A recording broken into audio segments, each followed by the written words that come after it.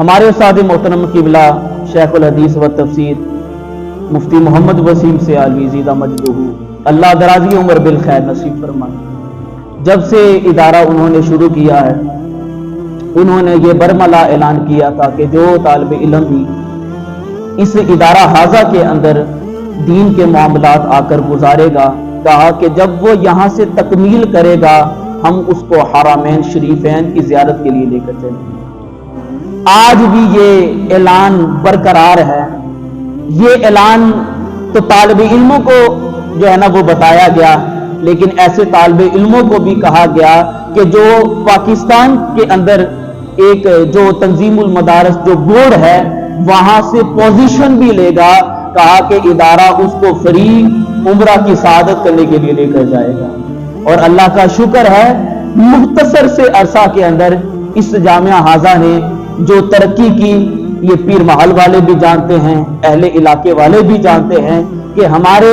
جامعہ نعیمیہ قمر الاسلام کے اندر 2 طالب علم ایسے تھے کہ جنہوں نے پورے پاکستان کے اندر سے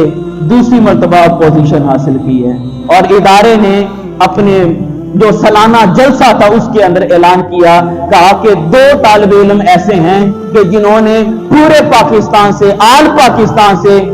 فلاں پوزیشن حاصل کی ہے۔ ادارہ حاضہ اپنے اعلان کے اوپر برقرار ہے، جس نے پہلے بھی پوزیشن لی تھی اس کو بھی مدینے لے کر جائے گا، جس نے اب لی ہے اس کو بھی مدینے لے کر جائے گا۔